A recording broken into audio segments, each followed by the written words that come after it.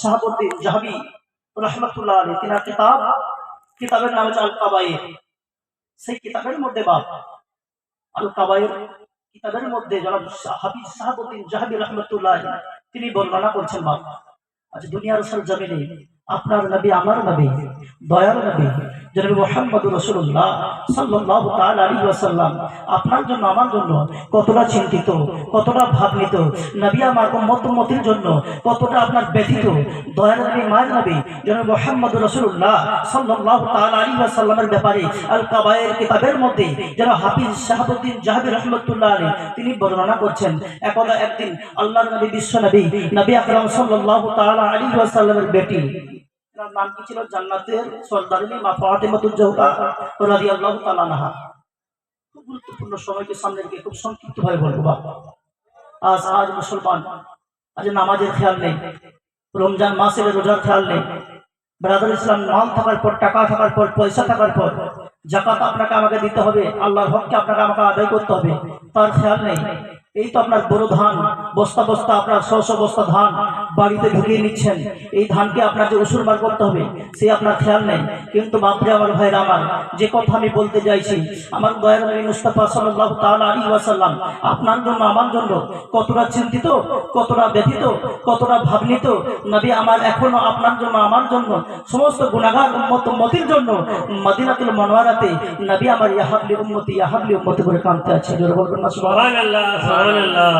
আল কিতাব আল কাবায়ের মধ্যে জনাব হাফিজ শাহাবুদ্দিন জাহাবি রাহমাতুল্লাহ আলাইহি তিনি বর্ণনা করেছেন, নবীর দরবারে আপনার ফাতিমাতুজ জোহরা রাদিয়াল্লাহু তাআলা আনহা উপস্থিত হচ্ছে।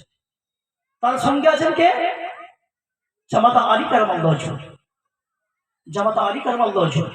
আচ্ছা বাপ, সত্যিকারের বলুন তো, এই গ্রামের কোনো বাপ যদি আপনার হুগলি বা আরামবাগ বা মেদিনীপুর কোনো দূর দূরান্তে যদি কন্যার বিবাহ দেন, ওই কন্যা যদি আজকে জলসাকে কেন্দ্র করে আপনার বাড়িতে আপনার মেয়ে এবং জামাই আসে, আপনি খুশি হবেন না বেজার হবেন? বাবা একটু কথা বলবেন না, ফাঁকা মাঠে এমনিতে আমার বক্তব্য দেওয়া না, একটু হা না বলবেন, তাহলে আমি বলবো যে হ্যাঁ আমার সতরা কথাগুলো বুঝতে পারছি। একটু হা না বলবেন, যদি বুঝতে না পারেন তাও আমি ভেঙে বলবো, ইনশাল্লাহ কোনো অসুবিধা নেই। তো আপনার খুশি হবেন না বেজার হবেন? একটু জোরে বলুন। বা খুশি হবেন না? কারণ আপনার কন্যা হয়তো 2 মাস 4 মাস 5 মাস 6 মাস পরে আপনার বাড়িতে আসছে, খুশি অবশ্যই হবেন। আমার মা ফাতিমাতুজ জোহরা রাদিয়াল্লাহু তাআলা আনহা দয়ার নবীর বারবারে আপনার আনন্দের সঙ্গে উল্লাসের সঙ্গে আসছে যে আব্বা হুজুরের বাড়িতে আমি যাচ্ছি, আমাদেরকে দেখে হয়তো নবী পাক কি হবেন? খুশি হবেন।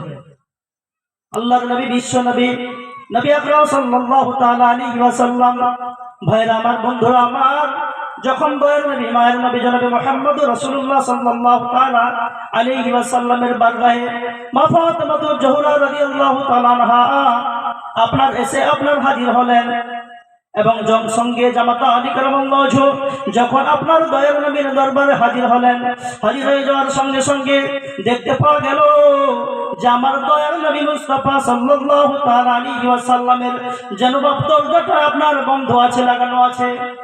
আল্লাহ নবী কি শিক্ষা দিয়েছেন? কোনো মানুষের গেট, বাড়ির গেট যদি লাগানো থাকে, প্রথমে আপনি কি করবেন? ডাক দিবেন, তাই না? আপনি সালাম দিবেন, সালাম দেওয়ার পর তাকে ডাকবেন। যদি আপনার কোনো সাড়া শব্দ না পাওয়া যায়, সেই বাড়িতে বিনা অনুমতিতে আপনাকে ঢোকা যাবে না, বাড়িতে ফেরত যেতে হবে। জি হ্যাঁ কি না? বিনা অনুমতিতে যাওয়া যাবে? আল্লাহর নবী মুস্তাফা সাল্লাল্লাহু তাআলা আলাইহি ওয়াসাল্লামের দরবারে ফাতিমাতুজ জোহরা রাদিয়াল্লাহু তাআলা আনহা আলী কারামাল্লাহু ওয়াজহু যখন হাজির হলেন, সেই মতো অবস্থায় দেখা গেল দয়ার নবী মায়ের নবী জনাবে মুহাম্মদুর রাসূলুল্লাহ সাল্লাল্লাহু তাআলা আলাইহি ওয়াসাল্লামের দরজাখানা বাবা যেন গেটটা আপনার বন্ধ ছিল।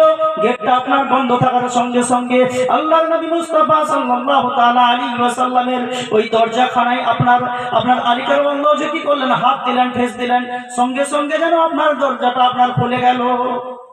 দরজাটা আপনার ঠেস দেওয়া ছিল, যখন হাত দিলেন সঙ্গে সঙ্গে দরজা আপনার খুলে গেল। যখন মা ফাতিমাতুজ জোহরা রাদিয়াল্লাহু তাআলা আনহা জামাতা আলী কারামাল্লাহু ওয়াজহু যখন বাড়ির ভিতর দিকে আপনার প্রবেশ করলেন, তখন দেখতে পেলেন বাপ, তখনকার এখন যেমন আপনার বিভিন্ন আপনার ভ্যারাইটিস তুলা আছে না, তুলা দিয়ে কিন্তু বালিশ ছিল না। আমার নবীর জামানায় ছিল তখন খেজুর গাছের ঝুপড়াগুলো কেটে কেটে আপনার বানিয়ে আপনার বালিশ তৈরি করা হতো। কথা বুঝতে পারছেন? বালিশ বানানো হতো। তো আল্লাহর নবী মুস্তাফা সাল্লাল্লাহু তাআলা আলাইহি ওয়াসাল্লাম তখনকার দিনের খেজুর গাছের ছোপড়া দ্বারা বানানো বালিশ মোবারক গুলিকে দেখে বাবা চেপে রেখে যেন দয়ার নবী আমার কান্না করছেন। মা ফাতেমাতুজ জোহরা রাদিয়াল্লাহু তাআলা আনহা একটু আগিয়ে গেলেন। আগিয়ে যাওয়ার পর আমার দয়ার নবী মুস্তাফা সাল্লাল্লাহু তাআলা আলাইহি ওয়াসাল্লামের বারগাহে যেন আপনার সালাম পেশ করলেন।